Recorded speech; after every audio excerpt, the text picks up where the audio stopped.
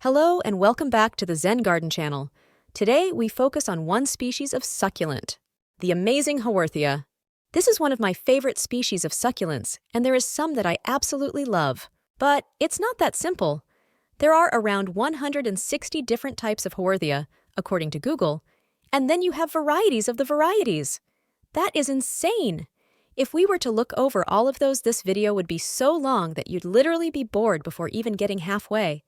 So instead, we will look at just a few per video. Let's check out my top 5. Before we continue, and because it is actually related to today's theme, let's identify our friend from last video. Link in the description. Make sure to check it out if you want to make sure your succulents survive winter.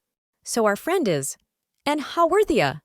Haworthia truncata is this variety. As you can see on the pictures, it can have many different appearances. It's also known as the horse's teeth, and it's found in the Little Carrow region, in the far east of the Western Cape Province, South Africa.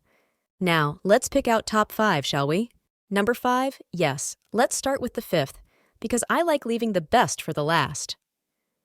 Haworthiopsis coarctata, also known as crowded Haworthia, grows in large clumps in its natural habitat, with long stems packed with robust succulent leaves.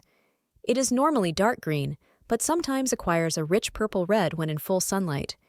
It is frequently confused with Haworthia reinwardti, which occurs just to the east of its natural range.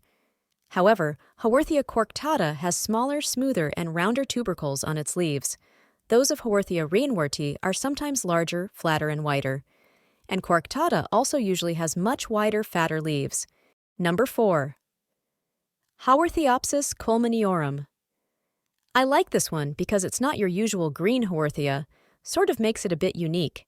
It's a quite unusual, slowly growing species, characterized by dark brownish-green leaves, with thick, leathery, nodular skin on them that somewhat resembles a reptile's skin. It is quite variable, and in most colonies, typical long-leaved plants as well as some shorter-leaved examples are found. The latter are often indistinguishable in appearance from typical variety McMurtry. This species are very popular and demanded, sought after by collectors. Usually solitary when growing in exposed places, but in deep shade tend to offset, forming clumps. Suckering plants are valuable. Number 3. Haworthia cymbiformis. Very similar to the Haworthia Cooperi, in fact, they are many times mistaken by one another, but the fact that they are from the same family does not make them the same. Each of these are very unique. One of the ways you can tell them apart is the Haworthia cymbiformis has soft, boat-shaped leaves. Cymbiformis actually means boat-shaped. Another feature is that the leaves usually have transparent streaks around their tips. In the wild, the sun is very bright, and the plant grows mostly buried by sand, with only these transparent tips above the ground. Number 2. Haworthia Attenuata, commonly known as Zebra Haworthia. It is an evergreen succulent plant with short leaves arranged in rosettes that can vary between 6–12 centimeters in diameter. The leaves are tapered and have bands of white tubercles on them. The species subdivides and offsets readily. In the wild, it forms large clumps. It's frequently confused with the rarer Haworthia fasciata, to which it looks very similar. However, Haworthia attenuata can easily be distinguished by its white tubercles, which occur on both upper and lower sides of its leaves. Haworthia fasciata has tubercles only on the underside, with a smooth upper surface of its leaves. It is popular as a houseplant due to its resistance to drought and general hardiness. Great choice if you are just starting with succulents.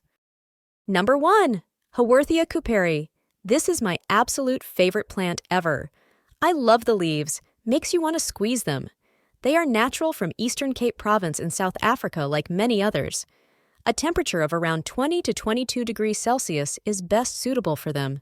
They can survive a dry period if you neglect them, but you will see that they don't look as healthy, so you want to keep a healthy watering cycle by making sure the soil is almost dry before giving them some more, and they will look beautiful.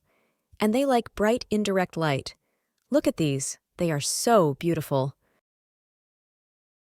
Now that we know a bit more about Haworthia, what do you say we bring on another unknown succulent? Can you guess who is she? Let us know your guesses in the comments. We will reveal the name on our next video. Hope you enjoyed this video. Don't forget to like and subscribe for more content. Check out succulentsbox.com, where they are giving one free plant when you order 3 or more plants.